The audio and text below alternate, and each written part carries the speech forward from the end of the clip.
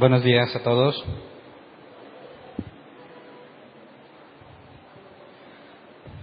Si Dios quiere y todo sale bien, mañana empiezan a instalar el aislante en el techo. Así que disfrútenlo por última vez, el calor de hoy. La irradiación que viene de la lámina, ¿verdad? El lunes empieza y esperemos, si todo sale como lo planeado, próximo domingo ya está instalado. Entonces,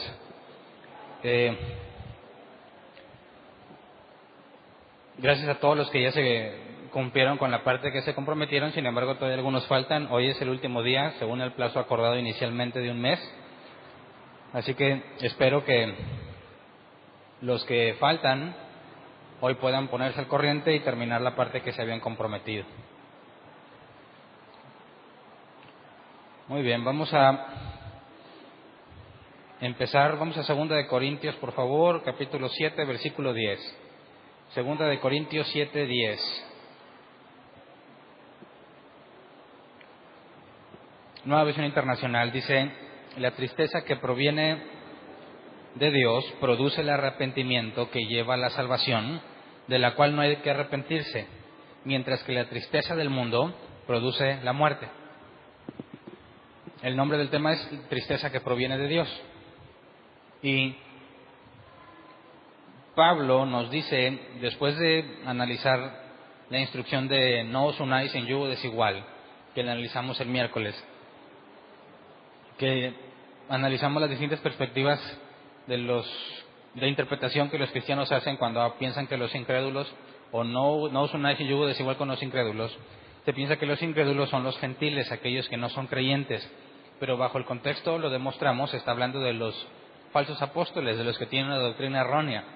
Cuando la Biblia dice que nos apartemos o que no nos unamos en yugo desigual con los incrédulos, está hablando de no permanecer en la iglesia con personas que por sus evidencias y sus frutos demuestran que no son creyentes genuinos. La doctrina y sus obras los ponen en evidencia, y la instrucción es que no estemos bajo el mismo yugo. Eso implica que lo que le ha pasado a muchas personas, y me han comentado, que ya saben que la doctrina que se predica en el lugar donde se congregan no es bíblico, pero están esperando una revelación sobrenatural para que Dios les diga que salgan de ahí. Hay muchos pasajes que claramente hablan sobre no estar en un lugar donde los que se llaman hermanos no lo son. Y uno más para la lista es: no os unáis en yugo desigual con los incrédulos. Hace referencia a la forma en la que trabajamos dentro de la iglesia, no fuera de ella. Entonces, después de esto, Pablo toca este tema de la tristeza que proviene de Dios y nos dice que produce arrepentimiento, pero no hay que arrepentirse, ¿verdad? Entonces, ¿cómo le hago para tener arrepentimiento pero sin arrepentirme? La tristeza que proviene de Dios produce el arrepentimiento que lleva a la salvación, de la cual no hay que arrepentirse. Entonces puede ser confuso. Si la tristeza produce arrepentimiento pero no tengo de qué arrepentirme, ¿cómo puedo ponerlo por obra? ¿Cómo puedo aplicarlo en mi vida? Que es lo más importante. Pero además de la aparentemente difícil situación del arrepentimiento, que no hay que arrepentirse, nos lleva a un problema aún mayor cuando entendemos lo que la palabra tristeza significa en el original. La palabra tristeza quisiera que la viéramos en el versículo ahí en el 10, porque hay dos palabras tristeza usadas en el capítulo 7. En el versículo 10 es el griego lupeo, que se traduce como experimentar un dolor emocional profundo. Y esta palabra griega a veces se aplicaba para el dolor de dar a luz un hijo. Así que cuando dice que la tristeza que proviene de Dios no es una tristeza como quizás nosotros la entendiéramos, de que tú fuiste por un helado de fresa y no hay de fresa y nomás había de chabacano y dices, pues qué triste. No es la tristeza de que corté con mi novio o con mi novia. No es la tristeza de que tu equipo de fútbol perdió. Es un dolor comparable al de dar a luz un hijo. Y eso un hombre no lo puede entender porque solo las mujeres lo han vivido, ¿verdad? Pero díganme qué tanto les duele. No aquellas que se pusieron la epidural, las que dijeron así natural, nada para el dolor. Ese dolor tan profundo es lo que la palabra lupeo hace referencia. Así que cuando dice que la tristeza que proviene de Dios, la tristeza es un dolor profundo, tan profundo como el dar a luz un hijo, y eso proviene de Dios, lo que nos lleva a un problema más grave. Porque los cristianos estamos acostumbrados a pensar que el dolor no puede provenir de Dios porque Dios es bueno, ¿verdad? Entonces, uno de los mayores problemas del cristianismo, y problemas entre comillas, es el dolor en el mundo. ¿Por qué existe la maldad? ¿Por qué existe el dolor? Este pasaje, según Pablo, nos dice que hay dolor tan profundo que proviene de Dios, y hay otro que proviene del mundo, ¿verdad? El punto es que la palabra tristeza, tanto la que proviene de Dios como la del mundo, es la misma. No, aquí no se habla de dos tristezas, ¿verdad? Pero en el original es la misma tristeza. De manera que no podríamos decir que la tristeza de Dios es diferente a la tristeza del mundo. Es exactamente el mismo sentimiento. Y Dios lo produce. Y esto es muy usado por el ateísmo en contra del cristianismo, o del teísmo en general. Si Dios es bueno, ¿por qué permite que las personas experimenten dolor? Y no cualquier dolor, un dolor tan profundo como el que mencionamos aquí. Si Dios es bueno, ¿por qué pasan cosas malas, no? Y no nada más los ateos lo usan, sino que también los cristianos están conscientes de ese problema y buscan la manera de evitarlo a toda costa. Yo he escuchado a muchos predicadores decir cosas como esta: Dios es bueno y por eso no quiere que sufras, ¿verdad? Si Dios es bueno y el sufrimiento, el dolor es malo, ¿cómo puede algo malo venir de Dios? Así que Dios es bueno, y si tú estás sufriendo, no es porque Dios quiere que sufras. Hay otro responsable. Dicen que el sufrimiento es creación de Satanás, ¿verdad? El diablo creó el mal, pero eso, más que ayudar, creó un problema mayor, ¿verdad? Porque el único creador que menciona la Escritura, que el término latín, si no me equivoco, es ex nihilo, el único creador que de la nada ha creado algo es Dios. Si Satanás creó el mal, tenemos a dos creadores, ¿verdad? Dios, que creó todo lo bueno, y según estos cristianos, Satanás, que creó lo malo. De manera que nuestro Dios ya no puede ser Dios porque no es el único. Por definición, si tenemos un Dios eterno, creador de todas las cosas, solamente puede haber uno, ¿verdad? No puede haber más de uno. Si tú crees que Satanás creó el mal, entonces estás negando la deidad del Dios de la Biblia. Estás diciendo que hay otro que también crea las cosas de la nada. Y es más, si Satanás ya creó el mal, ¿qué otras cosas puede crear?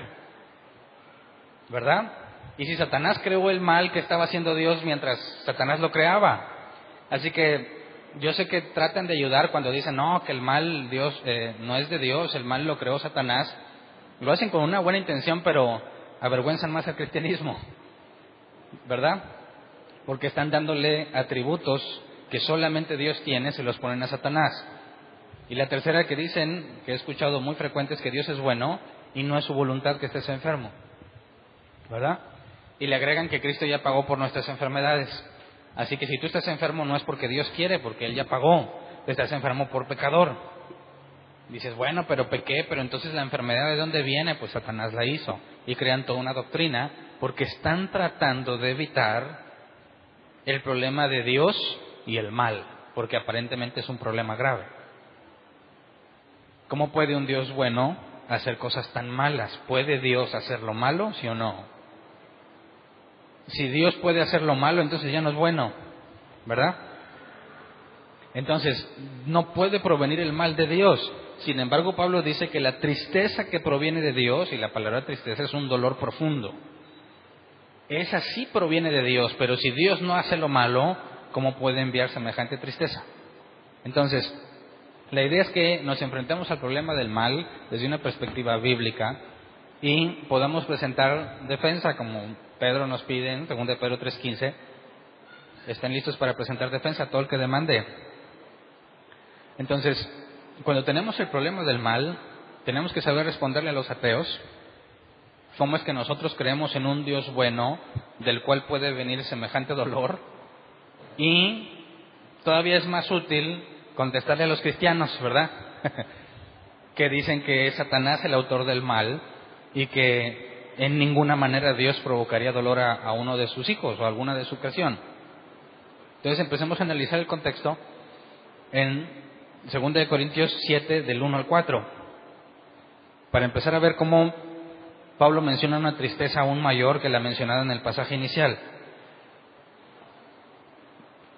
7 del 1 al 4 dice, Nueva Versión Internacional: como tenemos estas promesas, queridos hermanos, purifiquémonos de todo lo que contamina el cuerpo y el espíritu, para completar en el temor de Dios la obra de nuestra santificación. Hagan lugar para nosotros en su corazón. A nadie hemos agraviado, a nadie hemos corrompido, a nadie hemos explotado. No digo esto para condenarlos. Ya les he dicho que tienen un lugar tan amplio en nuestro corazón que con ustedes viviríamos o moriríamos. Les tengo mucha confianza y me siento muy orgulloso de ustedes. Estoy muy animado, en medio de todas nuestras aflicciones se desborda mi alegría. Entonces Pablo, fíjate, va a haber un contraste muy drástico, porque está diciendo pues que está feliz, ¿verdad?, con ellos. Está contento y está orgulloso de los corintios. Fíjate todos los problemas que hemos visto en los corintios, ¿verdad?, que podríamos desestimarlos como mundanos prácticamente en muchos casos. Sin embargo, Pablo dice que se siente feliz y orgulloso. Luego, versículos 5 al 7. Cuando llegamos a Macedonia, nuestro cuerpo no tuvo ningún descanso, sino que nos vimos acosados por todas partes, conflictos por fuera, temores por dentro.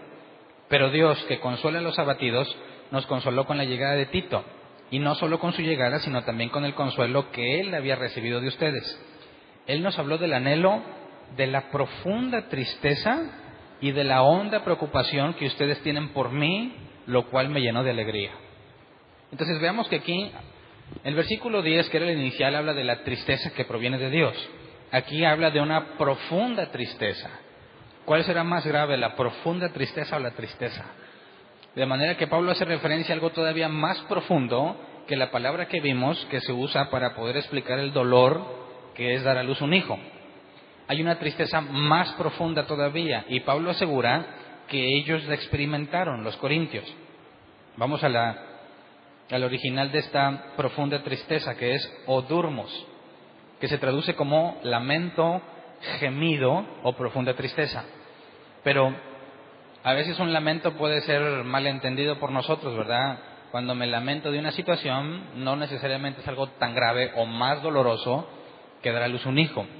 Pero vayamos a la única otra aplicación que hay de esta palabra. Esta palabra nada más aparece 2 veces en el Nuevo Testamento. Vamos a Mateo 2:18, que esta es la otra parte en todo el Nuevo Testamento donde se usa esta palabra, pero creo que nos permite entender más a qué se refiere. Dice: si hay un grito en Ramá, llanto y gran lamentación. Es Raquel que llora por sus hijos y rechaza el consuelo porque ya no viven. Así que la palabra aquí, lamentación, es la misma que Pablo usa cuando habla de profunda tristeza, y hace referencia al dolor al perder a tus hijos.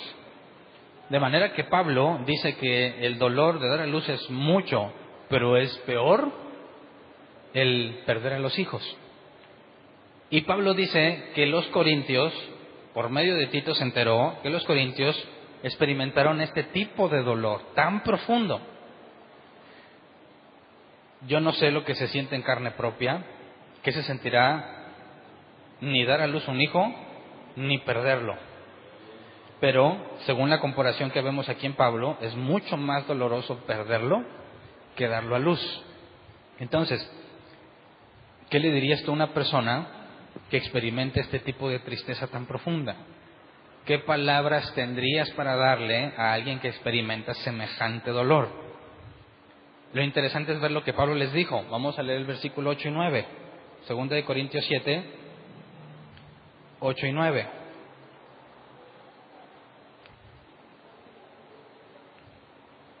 Si bien los entristecí con mi carta, no me pesa. Número 1, no me pesa lo que les escribí. La razón por la cual ellos experimentaron semejante dolor es por la carta que había escrito Pablo. ¿Se acuerdan que era la carta con gran tristeza? La carta que los hizo sentir mal, al grado que usa la palabra de la profecía de Raquel, del dolor que sentiría al perder los hijos. Entonces dice: si bien los entristecí con mi carta, y se declara el autor de semejante dolor, ¿verdad? no me pesa. Es verdad que antes me pesó, porque me di cuenta de que por un tiempo mi carta los había entristecido. Sin embargo, ahora me alegro. Entonces, ¿cuál es la respuesta que da, o las palabras de aliento que le da Pablo ante el semejante dolor que experimentaban los corintios? No me pesa habérselos causado y me alegra que lo hayan experimentado. ¿Qué clase de cristiano era Pablo? ¿Qué sentirá una persona que tiene un dolor tan profundo y le dices, pues me alegra?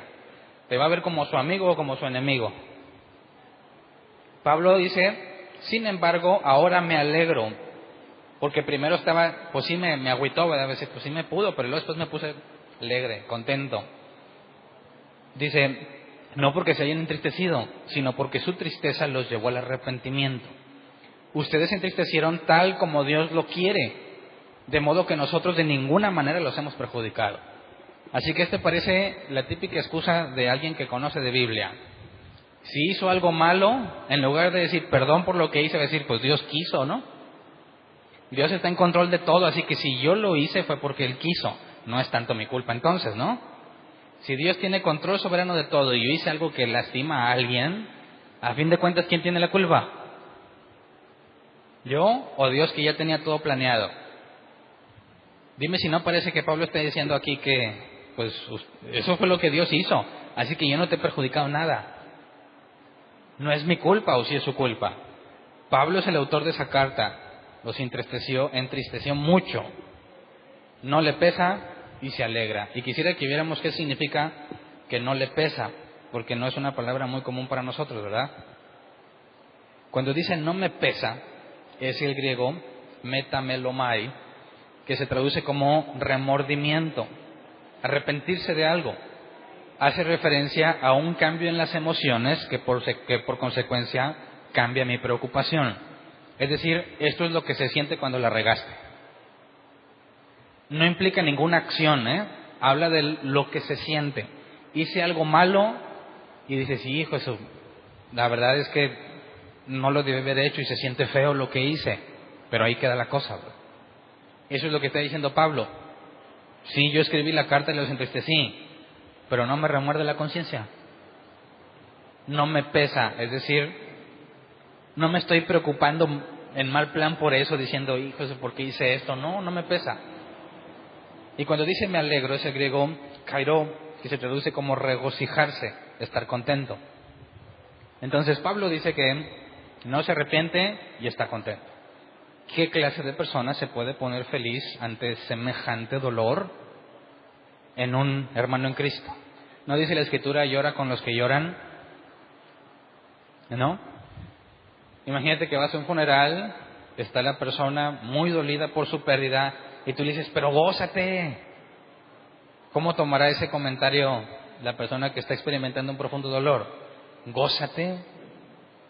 O sea, ¿vienes a insultarme o qué, verdad? ¿Cómo puedo estar feliz ante semejante dolor?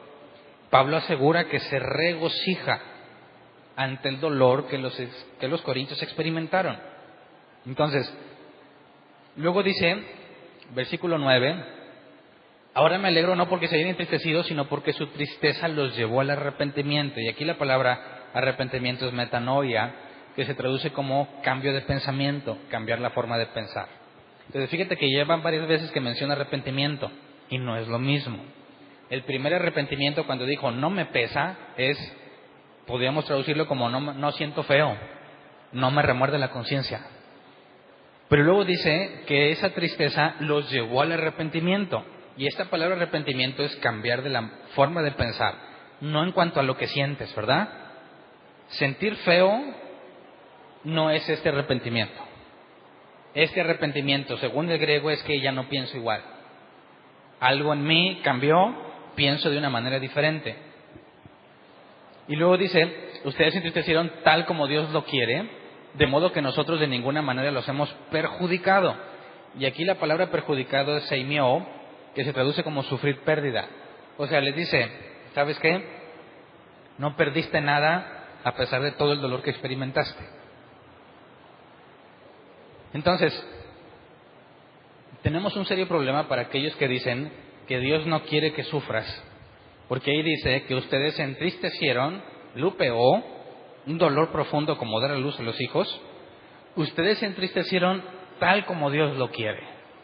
De manera que bíblicamente podemos decir que sí, hay ocasiones en las que Dios quiere que te duela mucho, ¿verdad?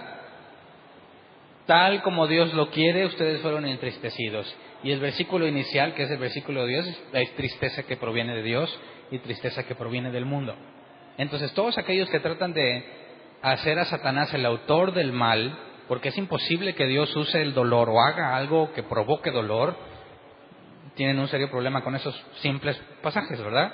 Toda esa doctrina no puede sostenerse porque claramente es Dios quien quiso que se experimentara semejante dolor. Pero no hemos resuelto el problema de cómo un Dios bueno hace algo malo, ¿verdad?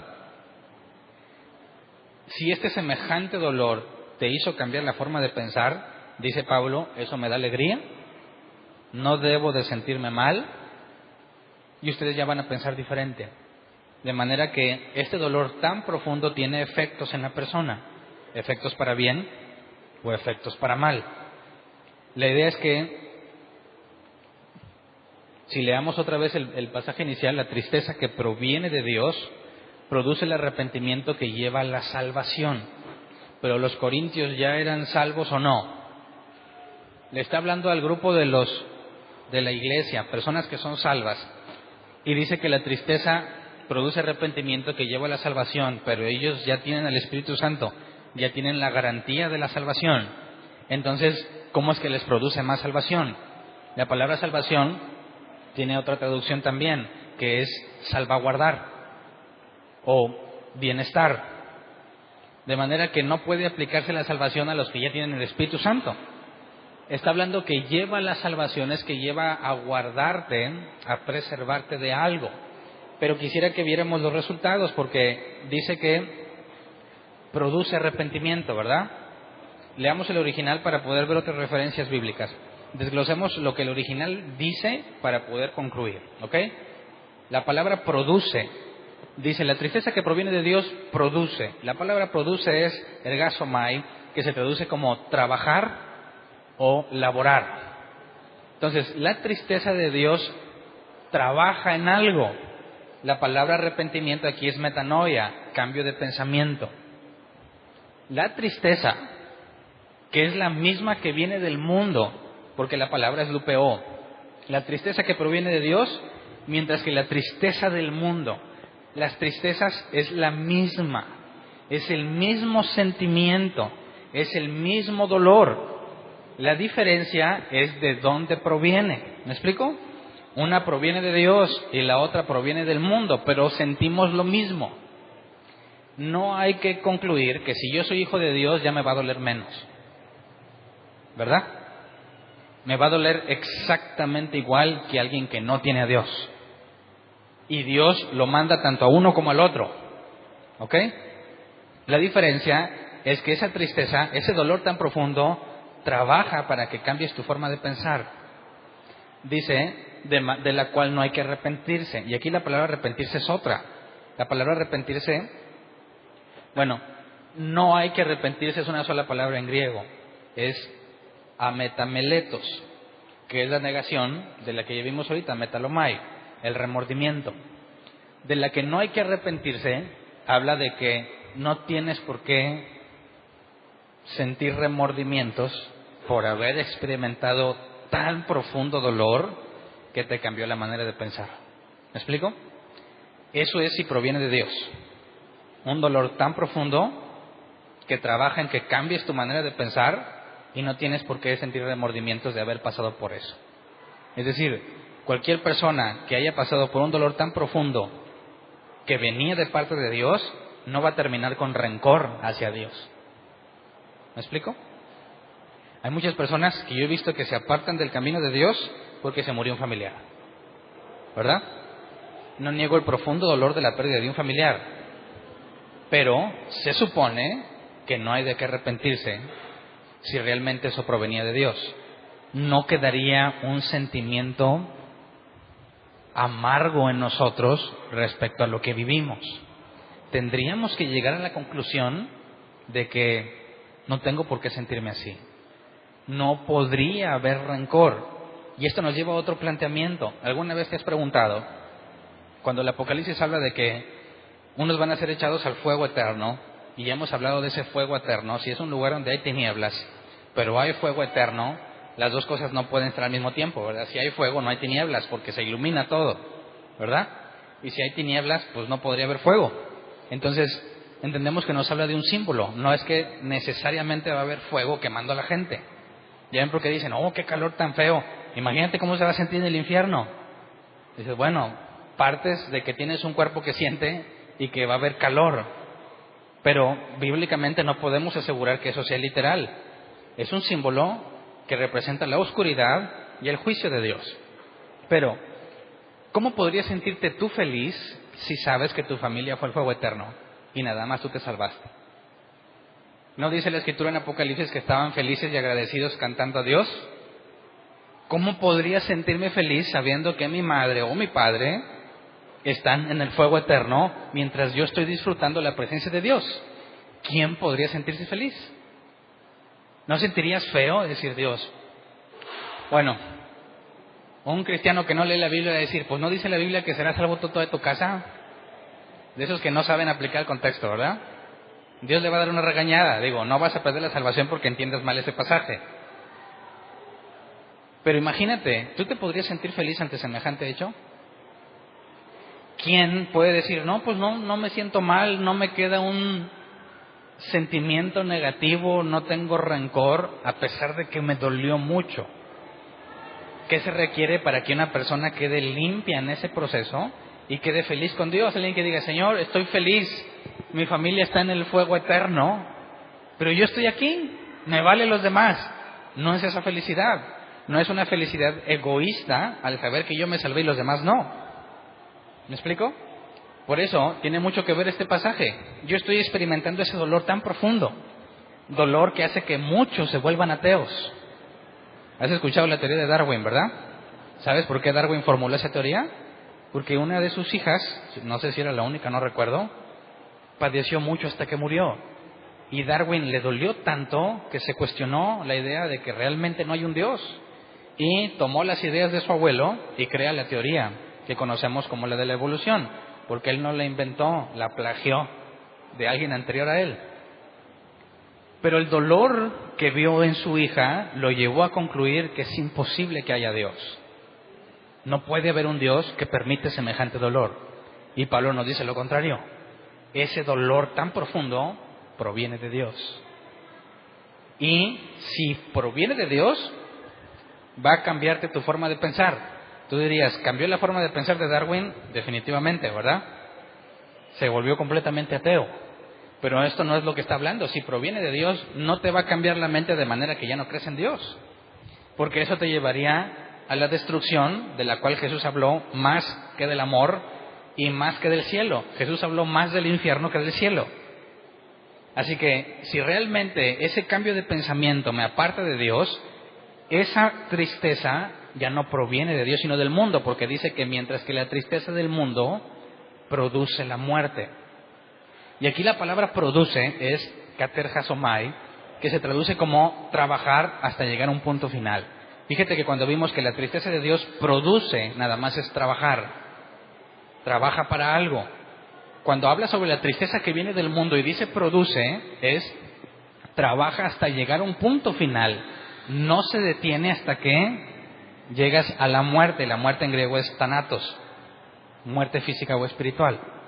Entonces dice, ese dolor tan profundo cuando no proviene de Dios, no te va a dejar, no va a dejar de trabajar hasta que llegue tu muerte. Pero si proviene de Dios, trabaja para que tu mente cambie. Entonces, va a cambiar para bien o para mal. En el caso de Darwin, su manera de pensar cambió, pero para destrucción, ¿verdad? O sea que el dolor que experimentó Darwin, que cualquier otro creyente genuino lo puede experimentar, no provenía de Dios, sino del mundo. Ahora, ¿qué hace Dios ante ese dolor del mundo? Porque si Dios es tan bueno, hay gente que dice, me está doliendo mucho, así que ya no creo en Dios. Y esa tristeza, dice, no proviene de Dios, sino del mundo. Entonces, ¿qué estaba haciendo Dios ante semejante dolor? Los ateos sacan a relucir temas como el tsunami. ¿Por qué se murió tanta gente en el tsunami? ¿Dónde estaba Dios mientras miles de niños se ahogaban? ¿Esa tristeza viene de Dios? Eso es imposible. Si tú tienes un Dios bueno que ve que los niños están sufriendo y usan la imagen de los niños, porque uno grande pues dices, pues a lo mejor se lo merece, ¿verdad? Pero un niño que representa la inocencia, dices, ¿qué clase de Dios permite que a un niño le pase eso? Entonces las palabras de Pablo son graves. El dolor es el mismo para el creyente y para el no creyente, pero la forma en que trabaja es controlada por Dios, ¿verdad? Entonces, quien vive la vida pensando que nunca te va a pasar nada, que porque eres cristiano, estás en un grave problema. No, mira, pues yo sé que lo que me pase no va a ser tan feo porque soy hijo del rey. Quizás vaya a sufrir accidentes y todo, pero no puede ser tan malo, no puede ser tan doloroso porque Cristo ya pagó por mí. Cristo sufrió en la cruz para que yo no sufra. Y eso es una herejía si hablamos de la Biblia. Es imposible que el hecho de que Jesús haya sufrido de tal manera que lo haya hecho para evitarme mi sufrimiento, porque Jesús dijo, en el mundo tendréis aflicción, ¿verdad? El propio Jesús desacredita esa doctrina. Si dices, Cristo ya pagó por mí, así que yo ya no voy a sufrir, el propio Jesús dice, en el mundo tendréis aflicción. Y no nada más Jesús. Vamos a ver que en muchas partes de la Escritura se define claramente que es Dios quien produce todas las cosas que suceden en el mundo. Todas las cosas, las buenas y las malas. Así que hay que entender que cuando la tristeza proviene de Dios, sigue siendo igual de dolorosa, pero trabaja a tu favor. Consideramos la meta máxima de todos estar con Dios, ¿no? Si es una meta máxima, hay dolor tan profundo que te ayuda. Y hay dolor tan profundo que te destruye. Pero ambos tienen que ver con Dios. Vamos a Job 2:10. La Biblia es clara y yo quisiera o esperaría que como cristiano apuntes todos esos pasajes en algún lado y estés listo para usarlos, porque las redes sociales abundan en cuanto a que Dios va a restituirte todo lo que te quitó la oruga y el saltón y no sé qué. Mentiras del diablo. Esas sí son del diablo. Mentiras del diablo. No, esta semana Dios te va a dar lo que perdiste. Lo leo muchísimo en las redes sociales. Y luego leo muchos ateos dándole en la torre a muchos cristianos con el tema del mal. Es más, una página atea dijo uno de estos pasajes que te voy a leer. Primero leamos Job 2:10. Job le respondió, mujer, hablas como una necia. ¿Quién es esa mujer? Su esposa, ¿verdad? Por alguna razón, Dios permitió que los hijos de Job murieran. De hecho, Dios le dijo a Satanás, quítale todo a Job, pero Satanás decidió dejarle a la esposa. Algunos dicen, pues qué castigo más grande, ¿verdad? Qué maldad más profunda. Pero no, ¿verdad? Si ante Dios somos uno, hombre y mujer somos uno, ¿entiendes por qué la mujer de Job no murió, verdad? Porque no tenía permiso de tocar a Job. Así que la mujer y su esposo ante Dios son un solo ser. De manera que eso explica no como una maldad grande de Satanás, sino en cuanto a la forma en la que Dios ve el matrimonio, ¿ok? Mujer, hablas como una necia, porque su esposa le dijo, ya, todavía estás creyendo en Dios, maldícelo y muérete. Así que es una invitación clara que te deja ver que la mujer está harta de Dios y que le cae bien gordo que Job siga creyendo en Dios a pesar de haberlo perdido todo, incluyendo a los hijos. Así que esta mujer, ¿qué dolor experimentó? El mismo que Pablo cita cuando dice una profunda tristeza. Raquel se lamenta por sus hijos que murieron, ¿verdad? Entonces, mientras que la mujer de Job dice, ya, maldice a Dios y muérete, Job dice, si de Dios sabemos recibir lo bueno, ¿no sabremos también recibir lo malo? A pesar de todo esto, Job no pecó ni de palabra. Así que tenemos en un matrimonio el caso de las dos tristezas que menciona Pablo, ¿verdad? La que viene del mundo y te lleva a destrucción, y la que viene de Dios y te cambia el pensamiento. Pero lo importante es que Job sabe que de Dios también viene lo malo, ¿verdad? No de Satanás, ¿verdad que no? También sabe recibir lo malo de parte de Dios. Isaías 45:7.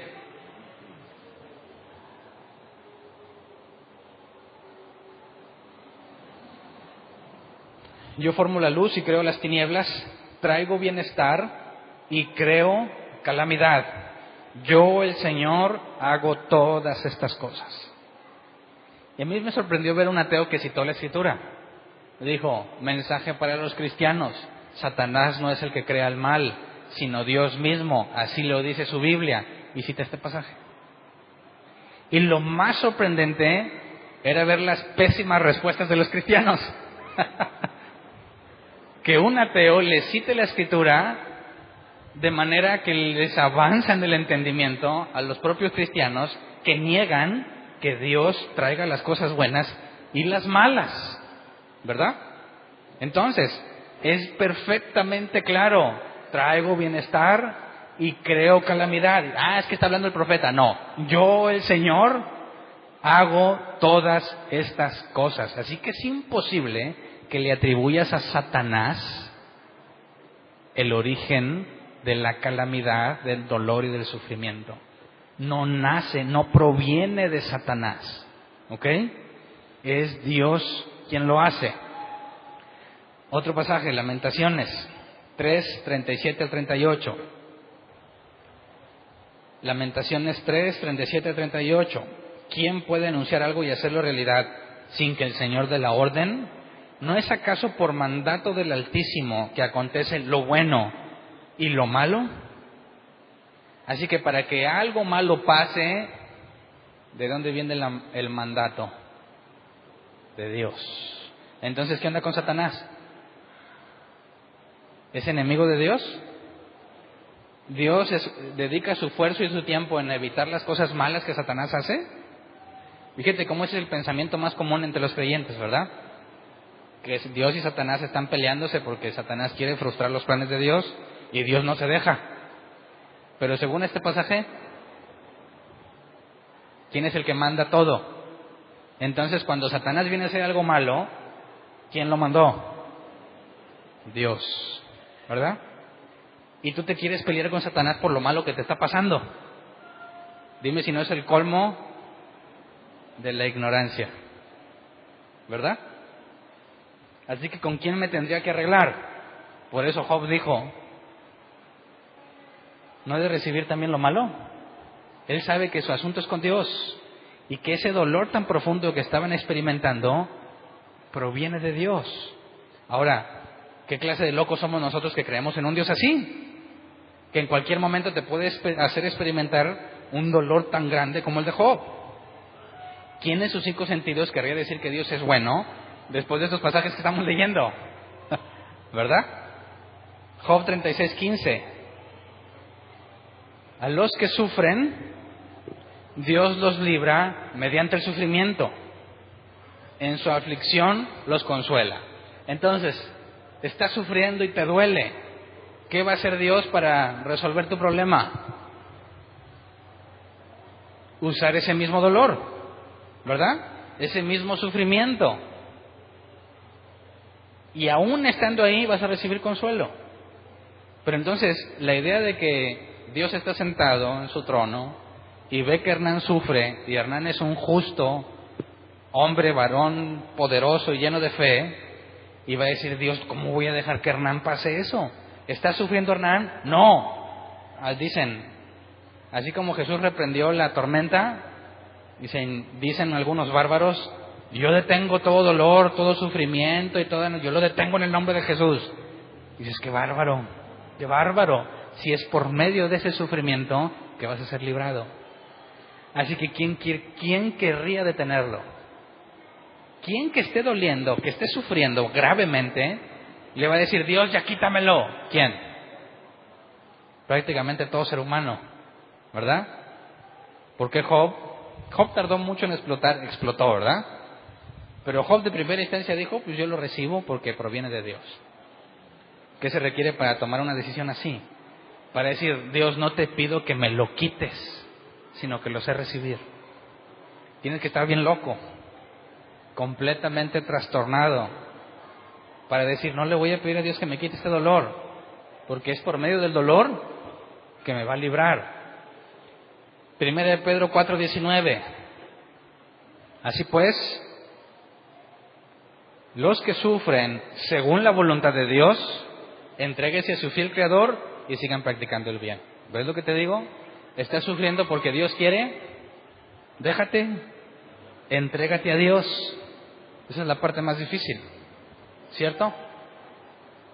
No le vas a decir, Dios, ya, quítame esto. Le vas a decir, Dios, aquí estoy, hágase tu voluntad. ¿Y cómo va a reaccionar la gente cercana a ti, aún creyentes, cuando te escuchan que dices eso? Oye, vamos a orar por ti para que Dios te lo quite. Y tú dirías, no, gracias. ¿Cómo que no, gracias? No.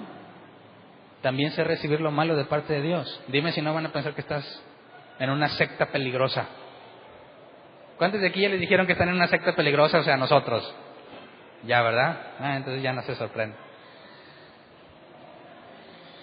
¿Qué pensará cualquier cristiano? Es más, un ateo, si un ateo me va a escuchar, va a estar feliz, ¿verdad? Porque estoy diciendo todo lo que él asegura, que es propiamente Dios el que lo hace y que es un error estar culpando al diablo, ¿verdad? Y en eso estoy de acuerdo con ellos, pero no soy ateo.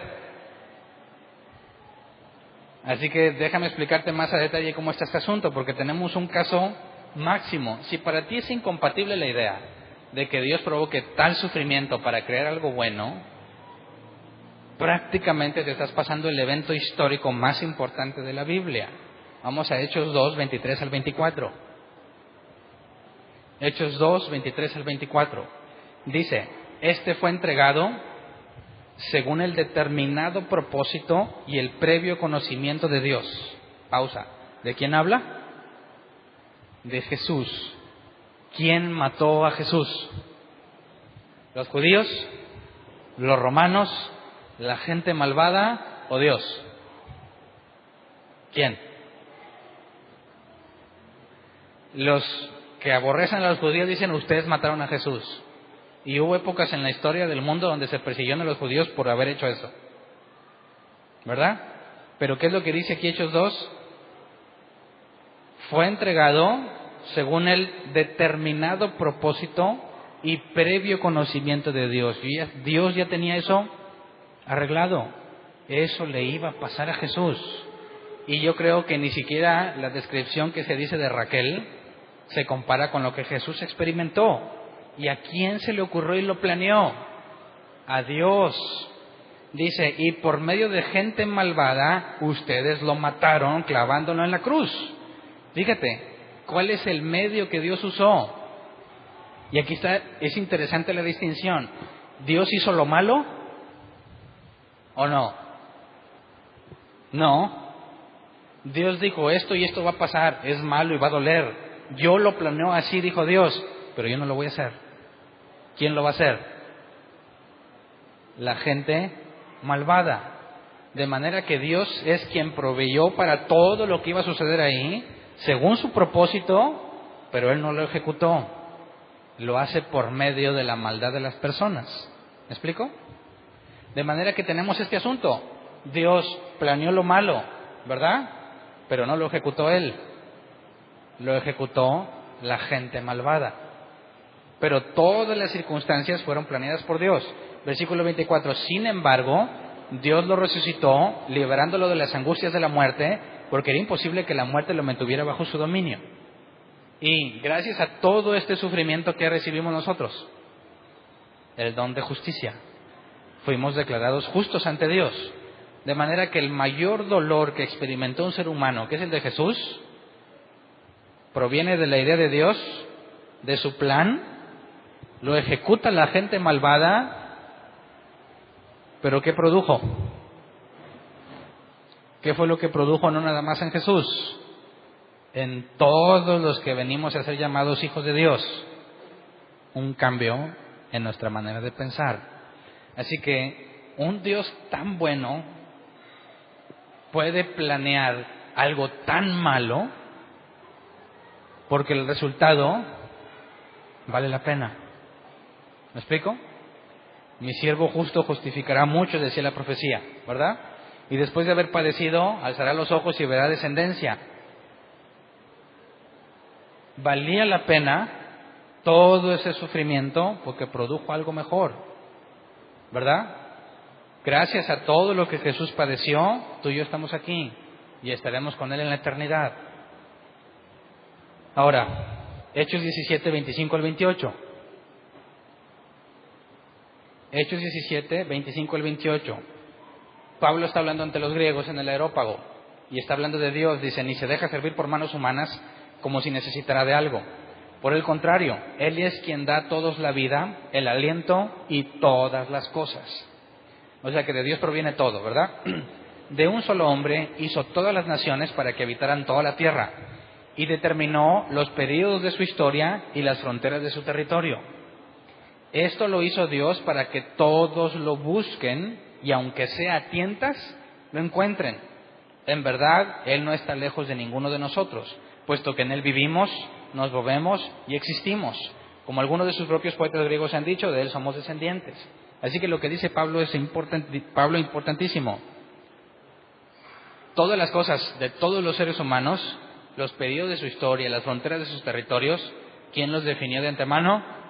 Dios. Todo el sufrimiento que las personas han experimentado, ¿quién lo definió de antemano? Dios. ¿Para qué? Dice, para que todos lo busquen. ¿Verdad? ¿Quién en sus mejores días busca a Dios? ¿Quién cuando tienes todo el dinero que quieras, la mejor salud que puedes experimentar y estés cumpliendo tu sueño, quién se va a enfocar en acercarse a Dios? Nadie, porque piensas que no lo necesitas. Eso es muy común, tú eres cristianos. Es más, hasta con el falso evangelio, ¿verdad? Le dicen, Dios te va a dar una vida mejor. ¿Y qué dicen? Pues yo ya vivo bien, ¿verdad? No necesito una vida mejor. Porque les va bien, pero cuando están mal, cuando tiene alguien enfermo, ¿qué hacen? Buscan a Dios, ¿verdad? ¿Cuánta gente llega buscando a Dios porque tiene problemas en su matrimonio? Porque tiene un familiar enfermo, porque se quedó sin trabajo. ¿Cuál es la otra muy común? Porque un familiar falleció. Son las que más me han tocado vivir con gente que se acerca. Bueno, todo ese dolor, según la Biblia, estuvo diseñado y planeado para que lo busques, ¿verdad? Entonces, ¿podría haber una buena razón para el mal? ¿Puede haber una buena razón para el dolor? ¿Para que Dios lo permita? Génesis 50:20. Dice, es verdad que ustedes pensaron hacerme mal. Aquí está hablando José el soñador a sus hermanos, una vez que decide rebelarse a ellos. Es verdad que ustedes pensaron hacerme mal, pero Dios transformó ese mal en bien para lograr lo que hoy estamos viendo, salvar la vida de mucha gente. Así que los hermanos de José lo vendieron porque le querían hacer mal, ¿verdad? Dios les va a juzgar ese deseo malvado que se convirtió en una acción. Pero Dios ya había planeado que eso sucediera. ¿Me explico? Pero Dios no los obligó a vender a José. Ellos lo vendieron de su propia maldad. Pero esa maldad dirigida hacia José, ¿se la evitó Dios? No. Lo vendieron como esclavo, lo acusaron injustamente de violación, estuvo encarcelado y luego después Dios lo pone como segundo al mando de todo Egipto, del imperio más poderoso en aquel entonces. ¿Para qué? Para poder traer a Jacob y a su familia y salvarlos de que murieran de hambre. Así que Dios permitió semejante dolor en la vida de José con una muy buena razón, salvar la vida de muchas personas. Y el caso máximo es el de Jesús. Dios permitió que Jesús sufriera tanto por el bien de todos nosotros. Así que, ¿entiendes por qué se ponía feliz Pablo? ¿Entiendes por qué no había un remordimiento al entristecer a los corintios? Porque, leamos 2 Corintios 7, al 11 al 16. hay muestras del arrepentimiento en los corintios. Segunda de Corintios 7, 11 al 16. Fíjense, dice Pablo, fíjense lo que ha producido en ustedes esa tristeza que proviene de Dios. Acuérdense de la palabra tristeza lupeó, dolor como el de dar a luz un hijo. Fíjate lo que provocó en los corintios. Qué empeño, qué afán por disculparse, qué indignación, qué temor, qué anhelo, qué preocupación, qué disposición para que se haga justicia. En todo han demostrado su inocencia en este asunto. Así que, a pesar de que les escribí, no fue por causa del ofensor ni del ofendido, sino más bien para que delante de Dios se dieran cuenta por ustedes mismos de cuánto interés tienen en nosotros. Todo esto nos reanima. Además del consuelo que hemos recibido, nos alegró muchísimo el ver lo feliz que estaba Tito, debido a que todos ustedes fortalecieron su espíritu. Ya le había dicho yo que me sentí orgulloso de ustedes y no me han hecho quedar mal. Al contrario, así como todo lo que les dijimos es verdad, también resultaron ciertos los elogios que hice de ustedes delante de Tito. Y él les tiene aún más cariño al recordar que todos ustedes fueron obedientes y lo recibieron con temor y temblor. Me alegro de que puedo confiar plenamente en ustedes. Toda esta felicidad y la buena relación y todo, ¿de dónde nació? Del dolor tan profundo que experimentaron. Así que, ¿quién crea el mal? ¿Quién? ¿Quién lo ejecuta? ¿Satanás o la gente malvada? ¿Verdad? ¿Son inocentes porque Dios ya lo tenía planeado? No, porque ellos lo hicieron con todas las ganas de hacer mal. Pero Dios, que ve todo, anticipadamente tiene todo preparado para que ese mal sea para bien. Así que podemos responder un dilema que les he platicado pero que nunca se los leí formalmente. El dilema o la paradoja de Epicuro, ¿se acuerdan? ¿No? Dice así. Bueno, Epicuro fue un filósofo griego hace muchos siglos. Y se considera que fue el primero que usó el argumento del mal para tratar de demostrar que es imposible que el Dios de la Biblia exista. Dice, número 1, un Dios todopoderoso podría prevenir el mal existente en el mundo, ¿no? Dios tiene todo el poder para hacer lo que Él quiera. Dios podría detener la maldad. Punto número 2, un Dios que todo lo sabe, conoce todas las manifestaciones posibles del mal en el mundo. Es decir, sería imposible que Dios no evitara algo malo porque no sabía que iba a pasar, ¿verdad? Imagínate que alguien va caminando por la calle porque iba a comprar algo a la tienda y lo atropellan y lo matan. Dices, qué dolor tan profundo. ¿Podría Dios haberlo evitado? Bueno, si Él es todopoderoso, Él puede, ¿verdad? Pero que te dijeras, bueno, pero pues Dios no sabía. No, la Biblia dice que Él es omnisciente, todo lo sabe. De manera que Él puede anticiparse a cualquier cosa mala que va a pasar, ¿verdad? No podemos excusarlo en que no lo detuvo porque no supo. 3, un Dios que es toda bondad querría evitar el mal existente en el mundo, ¿verdad? Si yo soy bueno y amo a mis hijos, yo no quiero que mis hijos sufran. Si yo soy la máxima bondad en el mundo, que es Dios, si Dios es el máximo ser, el único bueno en todo el mundo, seguramente querría evitar el mal, ¿verdad? Entonces, siguiente punto, si existe un ser omnipotente, omnisciente y omnibenevolente, o sea, todo lo puede, todo lo sabe y es bueno, la maldad no debería existir, ¿verdad? Último punto, la maldad existe. Así que tenemos una contradicción. Las dos cosas no pueden ser ciertas, ¿verdad? Si tienes un Dios que todo lo puede, todo lo sabe y es bueno, no debería existir el mal, pero el mal existe. Así que tenemos dos opciones. O el mal realmente no existe, o el Dios de la Biblia no existe, ¿verdad? ¿Quién duda que el mal existe? ¿Alguien de aquí duda que... A mí se me hace que no existe el mal. ¿Alguien de aquí? No, ¿verdad? Todos hemos experimentado el dolor en algún punto de nuestra vida. Así que yo no he conocido a nadie que niegue que el mal realmente, que haya evidencia del dolor y del mal. Pero un Dios todopoderoso, que todo lo sabe y que es bueno, entra en conflicto con la idea del mal porque no debería quererlo. La única forma en que el mal y Dios exista, según Epicuro, es que Dios sea un ignorante, o sea, no lo sabe todo, no lo puede todo y no es tan bueno, ¿verdad? Porque si Dios tiene todo el poder para detener el mal y no lo detiene, entonces no es bueno, ¿verdad? O depende, no lo detiene porque no quiere o no lo detiene porque no puede. Entonces si dices, no, pues no quiere, entonces Dios no es bueno. ¿Qué clase de persona buena querría que sufras? Bueno, es que Dios no puede, entonces no es todopoderoso. Y la tercera es, bueno, pues Dios no sabía. Sí sabe, ¿verdad? Pero esto describe en gran medida a muchos cristianos, ¿verdad? Señor, ¿que no ves lo que me está pasando? ¿Qué asumen? Que Dios estaba en sus asuntos y dijo, pues, caray, Hernán, pues avísame, al que no habla Dios no lo oye, ¿verdad?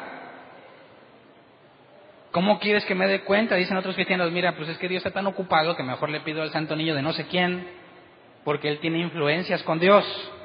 Y como yo soy un pecador y a mí no me hace caso y está tan ocupado como para atenderme, pues uso palancas, ¿verdad?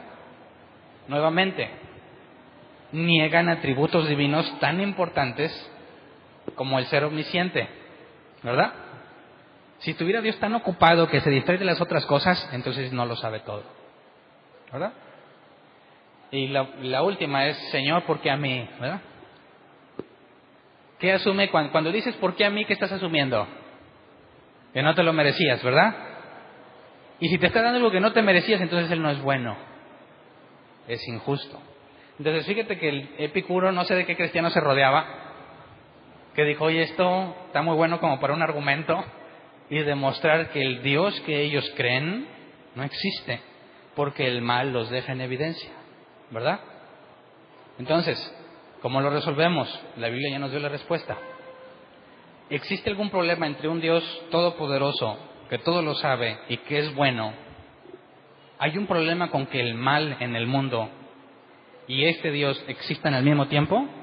La respuesta bíblica es no, porque el dolor Dios lo manda.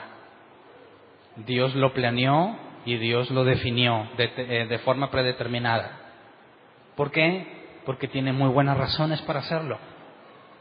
En algunos casos son para salvación, en otros casos es para evidencia en su contra, de manera que nadie tiene excusa. Nadie podrá decir que jamás supo o pensó que había un Dios, porque todos experimentamos el dolor. Y en medio del dolor todos buscamos un Salvador, aunque seas ateo, ¿verdad? Entonces, no hay ninguna contradicción entre el Dios de la Biblia y el mal. Al contrario, el mal prueba que hay un Dios. ¿Cómo lo prueba? Definamos el mal. ¿Quién me dice qué es el mal? Bueno, si nos vamos a Génesis, la palabra Ra, el árbol del conocimiento del bien y del mal, ¿verdad? Sufrimiento, adversidad, angustia. Ok. ¿El mal es una cosa? ¿Es un ser? Dicen, el diablo es el mal. ¿No es cierto? Ya estaba la serpiente antigua en el Edén antes de que el universo fuera transformado para experimentar el Ra.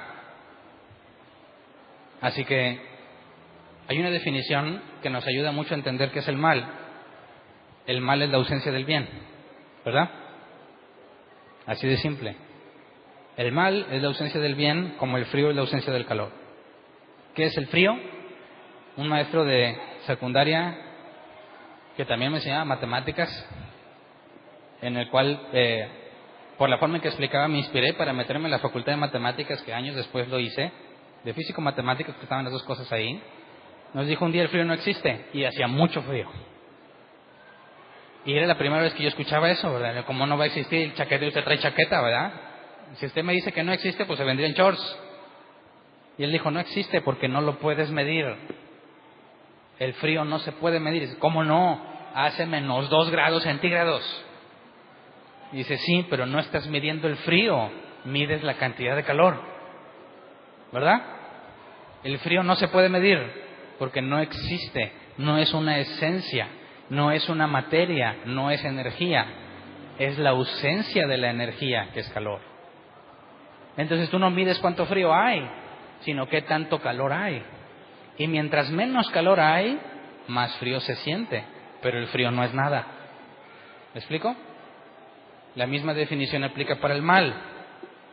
Cuando experimentas el mal, ¿cómo lo mides? Por la ausencia del bien. Por definición, ¿quién es el único ser bueno en en todo lo que existe, el universo y fuera del universo? Dios. Entonces, ¿qué es el mal? La ausencia de Dios. Pero no es la definición así tan simple. ¿Crees en el mal? Entonces estás hablando que hay un Dios. No. Pongamos un ejemplo. Todos conocen quién es la Madre Teresa de Calcuta. ¿Sí? ¿Hay alguien que no sepa quién es? Levante la mano. Todos saben. Ok. ¿Todos saben quién es Hitler? Sí, ¿verdad? ¿Quién es más malo? ¿Hitler o la Madre Teresa de Calcuta? ¿Quién? ¿Quién vota por la Madre Teresa de Calcuta? 1, 2. Sí, era una fea esa señora. No sé cómo haya sido su vida. Pero ¿por qué casi todos se inclinan a Hitler? Ahora, ¿en qué te basas para decir que era más malo Hitler o más malo la Madre Teresa de Calcuta? ¿En qué te basas para saber quién es más malo? ¿Al compararlo con qué? Dicen, ¿robar es malo? Pues eso depende, ¿no? ¿Eres Robin Hood? Que le robas a los ricos para darle a los pobres y era un héroe, ¿verdad? Pero si eres cualquier otro ladrón que no sea Robin Hood, ¿es malo que robes o no? Dicen, pues ya ves, entonces es relativo, ¿verdad? Robar no es malo si le robo a los ricos, al cabo tienen mucho, ¿no? ¿Alguna vez alguien ha traído un carro que lo cuidas, está medio nuevecito o nuevecito y te lo rayan? ¿Por qué te lo rayaron? Porque es injusto que tú tengas más. ¿Alguna vez te dieron ganas de rayar un carro? ¿No? A mí sí. No falta, como dice, el desgraciado que llega en su carrazo y se cree mucho. Y lo malo es que el carro está bien chido. Ni cómo decirle, ay, te crees mucho. Pues sí, si yo tuviera ese carro también me creería mucho. Y te dan unas ganas, no ahorita, antes de Cristo. De decirle, ándale para que se te quite. ¿Qué te motiva? El sentimiento de injusticia, ¿verdad? ¿Por qué yo no lo tengo y él sí? Entonces, ¿es malo o bueno que le raye el carro? Pues para el dueño del carro es malo, pero para mí me voy a sentir muy bien, muy relajado, como un compañero de trabajo que tuve, que dice que iba manejando y él aprendió que cada que le den un cerrón, sin falta tiene que bajar el vidrio y rayarle el disco, con todos sus pulmones. Y dice, y me siento orgulloso. Dice, ¿pero por qué? Dice, porque me lo han hecho y me aguantaba. Y todo el día me la paso amargado, con todo el coraje acumulado. Hijo, pues le hubiera dicho, y todo el día me lo arruina. Dice, prefiero arruinárselo yo a él. Y vivir el resto del día tranquilo. Así que no desaprovechaba la oportunidad. Cada que le hacían algo, bajaba porque eran de esos de manija, bajaba el vidrio, porque los que no lo conocen decir, pues ¿qué es eso, verdad? Bajaba el vidrio y se desahogaba para echarle a perder el día a él y él estar feliz. ¿Es malo que haga eso?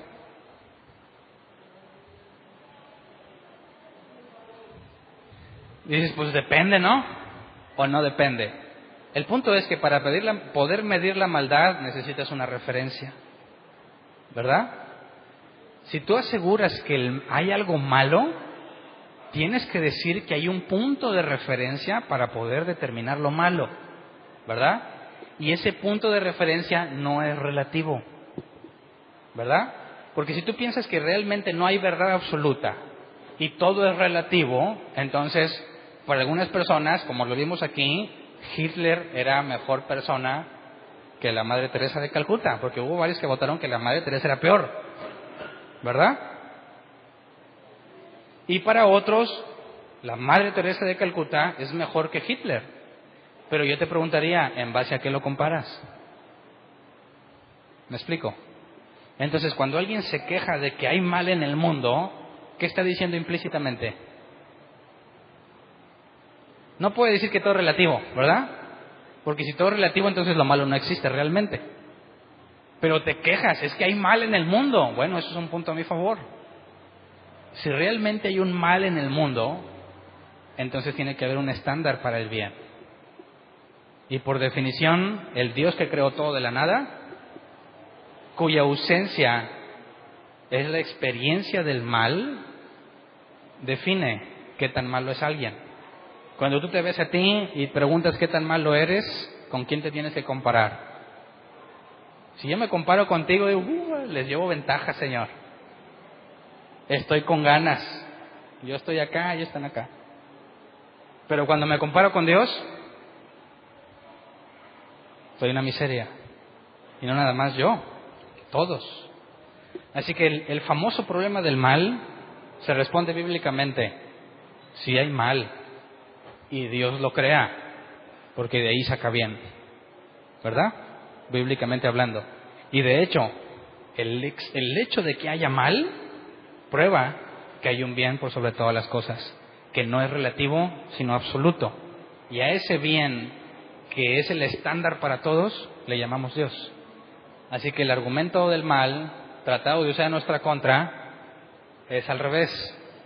Demuestra nuestra postura de que hay un Dios que es todopoderoso, todo lo sabe y omnibenevolente, que Él es bueno en absoluto. ¿Sí queda claro?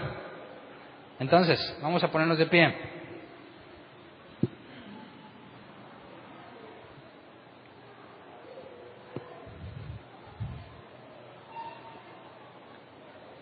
Por favor, si vas a un funeral, no vayas a decirle, qué bueno, me da gusto que te haya pasado eso. No se lo digas en ese momento, ¿verdad? Por eso la Biblia dice llorar con los que lloran, reír con los que ríen, o alegrarse con los que se alegran. En el momento de que se experimenta el dolor, no es sabio tratar de hablar del gozo y la alegría que deben de venir después, si eso proviene de Dios. Así que seamos sabios y lloremos con los que lloran. Pero siempre teniendo en mente lo que dijo Pablo. Al principio me sentí mal, pero después no, porque mira todo lo que ha producido en ti, ¿verdad? Hay personas que han perdido un familiar, han perdido su matrimonio, han perdido algo muy valioso para ellos, y gracias a eso, o ese fue el medio que Dios usó para traerlo al conocimiento de la verdad. Y no queda más que decir, Señor, gracias porque destruiste mi matrimonio. Gracias porque por medio de esta pérdida pude conocerte, de manera que no hay un rencor. No estoy enojado con Dios, al contrario, estoy agradecido y se lo deseo a todo el mundo. Así que lo que yo les deseo en este día es que sufran y que sufran con ganas, que les duela hasta los tuétanos, pero que provenga de Dios y que un día pueda decir, esto no nada más me benefició a mí, sino a los demás. Todas las cosas que yo he sufrido, de alguna forma cuando vengo y hablo, te benefician a ti, ¿verdad? Y todo lo que tú estás sufriendo cuando hables a otro, beneficiarás al otro. De manera que podemos decir, Señor, gracias por todo el sufrimiento que me hiciste pasar, porque ha producido en mí una manera de pensar diferente, ¿verdad? Entonces oremos para agradecer. Señor, perdónanos por todo lo que nos quejamos y en algún momento nos llegamos a quejar. Perdónanos si atribuimos lo bueno y lo malo por partes separadas, a ti lo bueno y a Satanás lo malo. Perdónanos por darle atributos a Satanás que no tiene, que no le corresponden, pero atributos que solamente corresponden a ti. Perdónanos por todas las quizás pésimas defensas que intentamos presentar cuando nos enfrentaban al problema del mal. Concédenos ser sabios y poder entender que todo proviene de ti, así como lo hacía Job. Poder tener la esperanza de que en medio de la aflicción, como Jesús dijo, no se haga mi voluntad, sino la tuya. Que podamos tener la esperanza y la confianza que cuando estemos sufriendo algo muy doloroso, podamos pensar y tener en claro que todo obra para bien, esto es, aquellos a los que su propósito, conforme a su propósito, han sido llamados. Señor, si tú nos has llamado, permítenos estar siempre conscientes que en medio de cualquier situación dolorosa, es algo que tú permitiste, porque a fin de cuentas nos va a llevar a algo bueno, nos va a llevar a pensar diferente, nos va a llevar a entender cosas que antes no entendíamos. Así que nos entregamos completamente a ti. Aquellos que sufren según la voluntad de Dios, entréguense a su Creador. Señor, no queremos pedirte que nos evites el sufrimiento, sino que en medio del sufrimiento nos consueles, que nos libres en medio de la angustia, por medio del sufrimiento, para que podamos avanzar cada día más a tu imagen y a tu semejanza, como has prometido, que iremos creciendo, nos irás perfeccionando, nos irás moldeando, para que en medio de cada situación podamos decir como José dijo, quizás alguien lo planeó para mal, quizás alguien buscó mi mal, pero Dios usó ese mal para hacer un bien. A ti sea la gloria y la honra por todo, Señor. Enséñanos a vivir de acuerdo a tu voluntad y aceptar cualquier cosa que depares para nosotros, con tal de que tu nombre sea glorificado. Gracias de antemano. Amén. Pueden sentarse.